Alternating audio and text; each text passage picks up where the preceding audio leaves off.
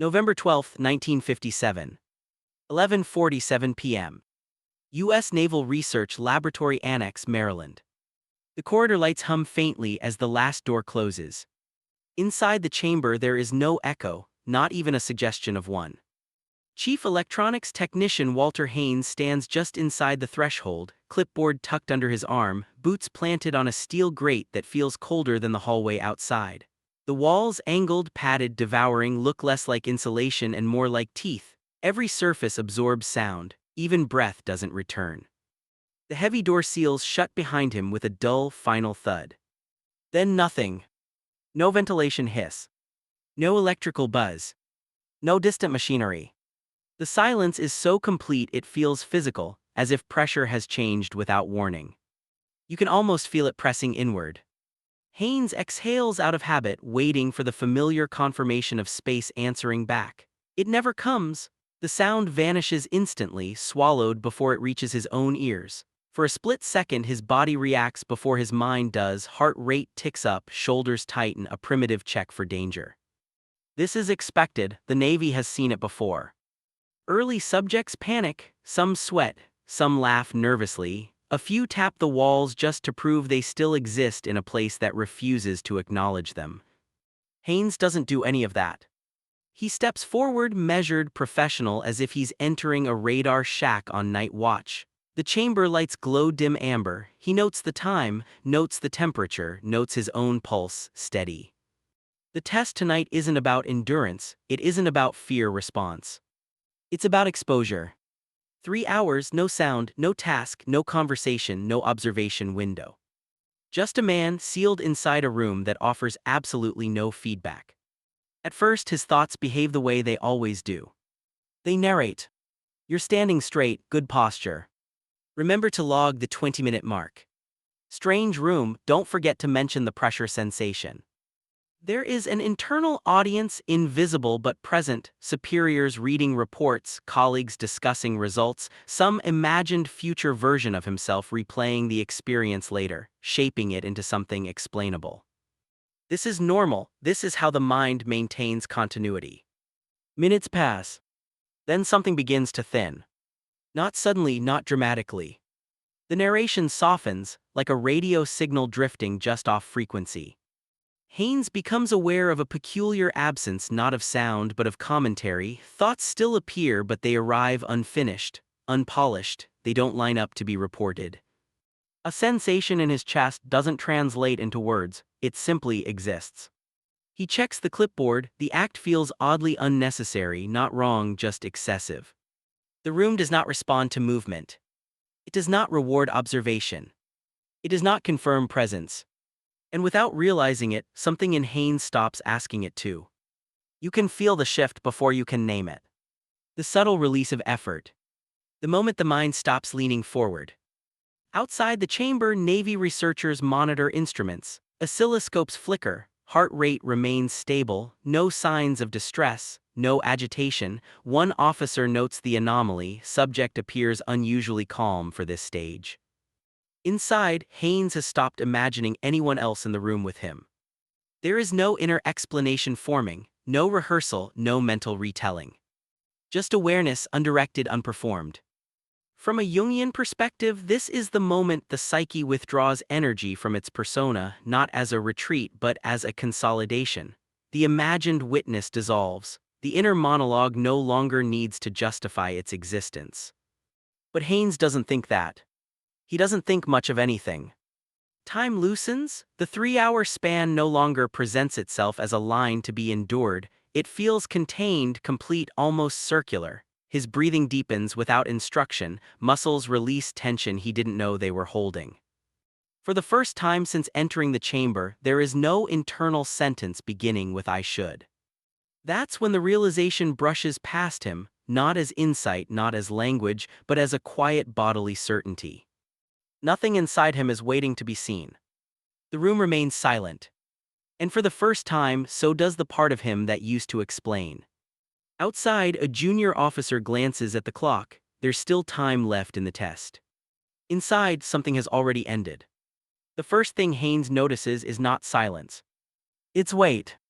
Not a physical heaviness, nothing dramatic, but a subtle settling, as if something that had been hovering just behind his eyes finally lowered itself into place. His body hasn't changed position. The chamber hasn't changed temperature. The lights still hum faintly at the edge of perception. But the orientation of experience has shifted. Earlier, every sensation arrived with a companion, a quiet observer that noted it, framed it, prepared it for later recall. That presence had always been there, at work, at home, even alone. A subtle inner stance angled outward toward an imagined other. Now it's gone. You can almost feel what's missing by the absence of strain. Haynes lifts his hand slowly, watching the movement with mild curiosity. The gesture doesn't register as data. It doesn't prompt a thought like remember this or describe this later. The hand rises, pauses, lowers again. And nothing follows. No commentary. No interpretation. No internal echo. This is unfamiliar territory. Not frightening, but quietly disorienting.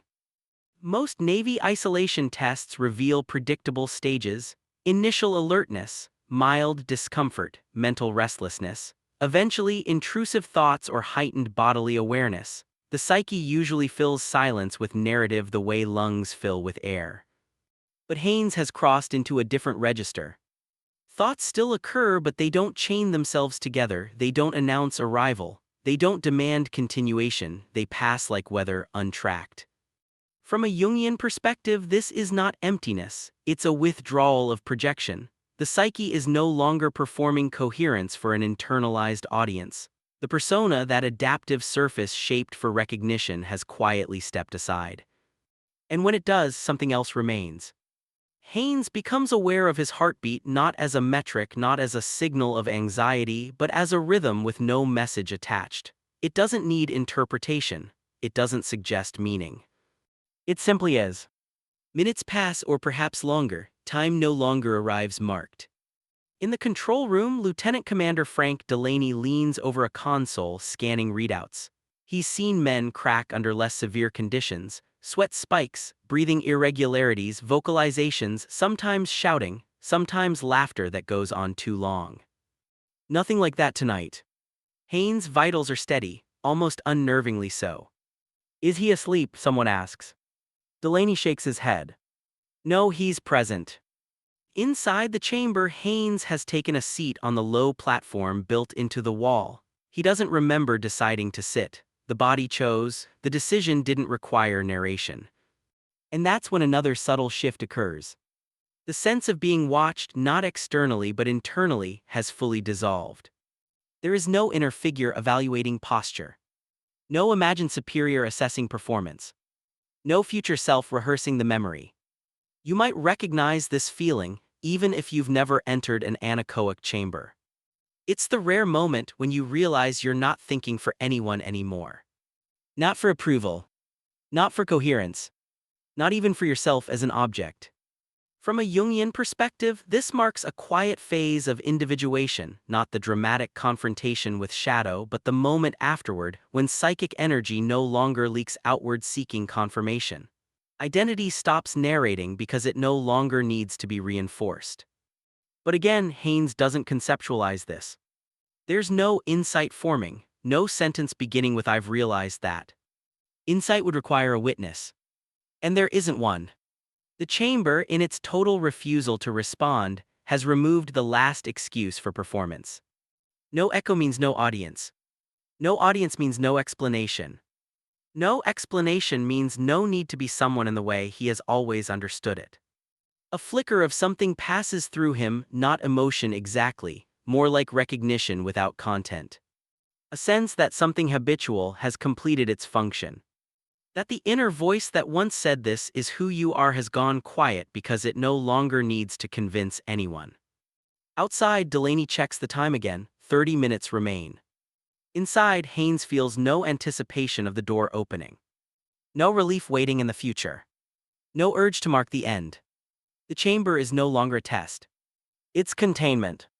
And as the minutes drift toward conclusion, a final, unsettling question arises, not as language but as sensation. If no one inside you is watching anymore, who is left? The answer does not arrive. The door remains sealed. And the silence holds.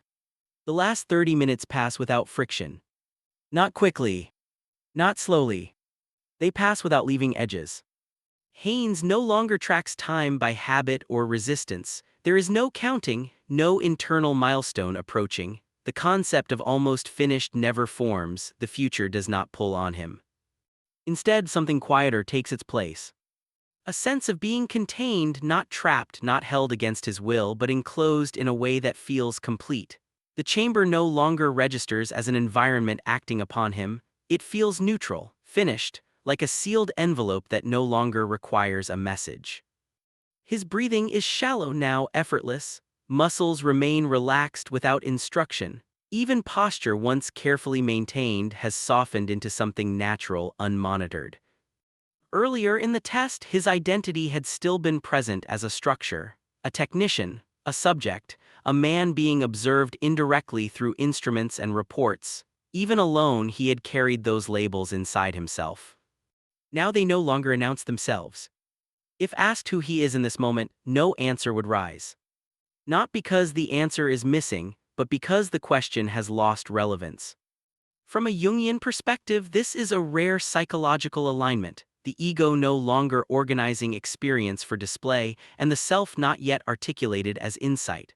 A quiet equilibrium where the psyche is no longer divided into performer and observer. Identity, stripped of its narrating function, becomes something felt rather than described. And felt things do not ask to be understood. The first sound that reaches Haynes' ears is almost imperceptible. A low mechanical shift. Metal on metal. The faintest suggestion of motion. It takes a moment to recognize it as sound at all. The chamber door unlocks. The opening is slow, deliberate, designed not to shock the nervous system. A thin seam of corridor light slices into the room, brighter than expected, sharp enough to sting. Haynes blinks. His body reacts before his thoughts return, eyes narrowing, shoulders adjusting, breath catching slightly as the world reasserts itself. With the light comes something else. Narration. Not all at once, not fully formed. Just a faint stir, like a voice clearing its throat after a long absence. The test is ending. Stand up. You'll need to report how it felt. The inner witness begins to reassemble itself. But something has changed. The voice is quieter now, less confident, as if unsure whether it's still needed. Lieutenant Commander Delaney appears in the doorway, clipboard in hand, eyes scanning Haynes' face for signs of disorientation. "You all right, Chief?" he asks. Haynes nods. The movement feels slightly exaggerated, like a gesture remembered rather than initiated. "I'm fine," he says. His voice sounds strange to his own ears, too loud, too defined, as if it belongs to someone else. Delaney studies him for a beat longer than protocol requires. "Anything unusual?" he asks. Haynes opens his mouth to answer. This is the moment when explanation is expected, when experience must be translated back into language, metrics, observations. The moment the inner audience usually snaps back into position, ready to perform coherence. But the words hesitate. Not because he doesn't know what to say. Because what he would normally say no longer feels accurate. There had been no fear. No insight. No revelation. Just quiet. Not silence, quiet. "I didn't feel the need to think much," he finally says. Delaney raises an eyebrow. "That's all." Haynes considers elaborating. The impulse is familiar, reflexive. Then it fades.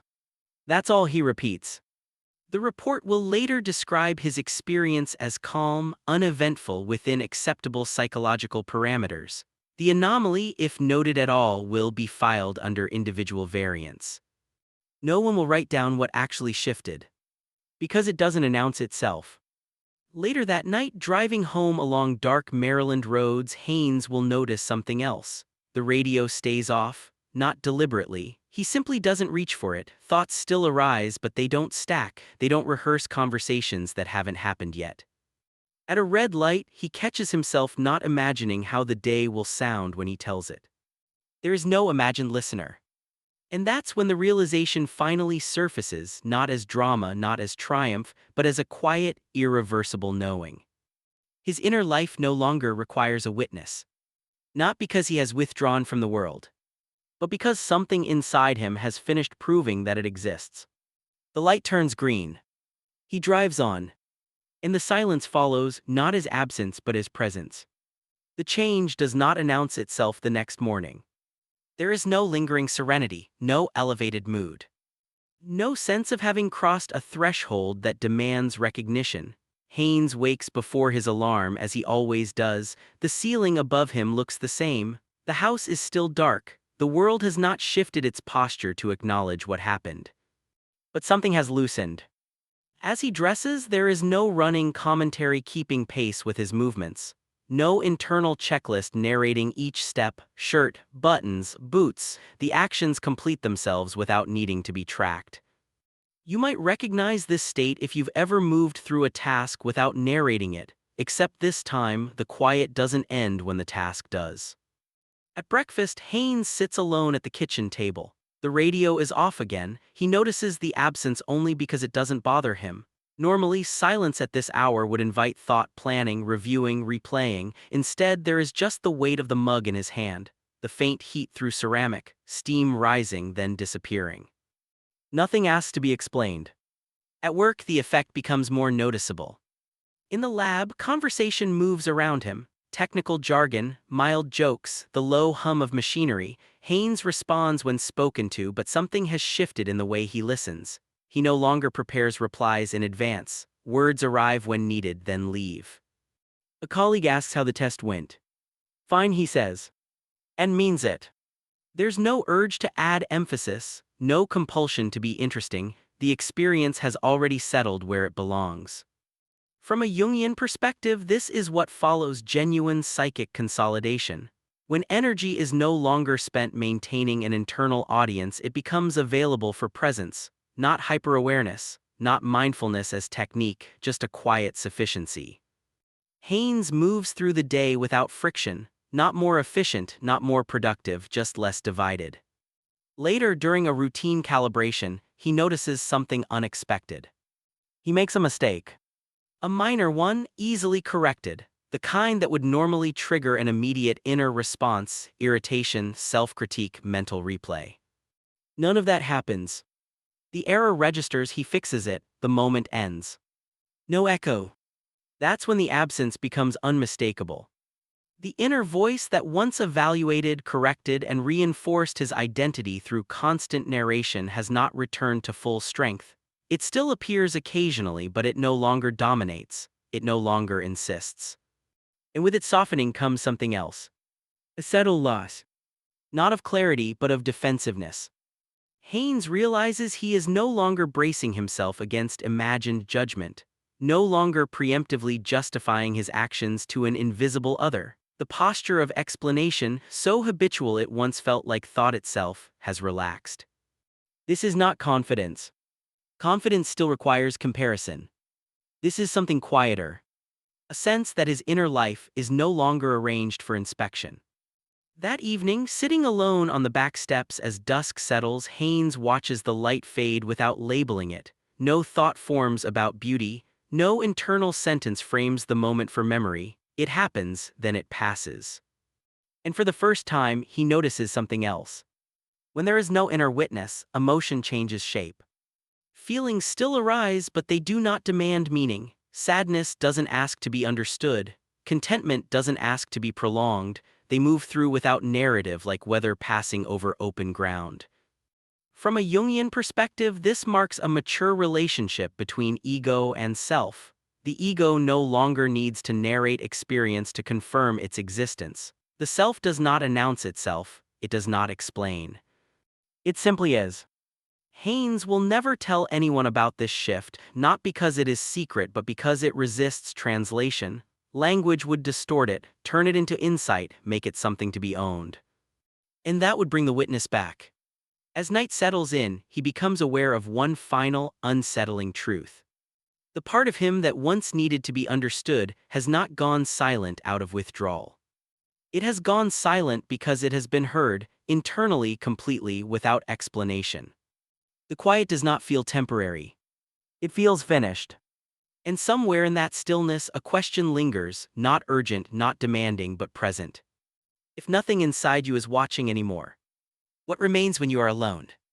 The answer does not arrive. The night deepens,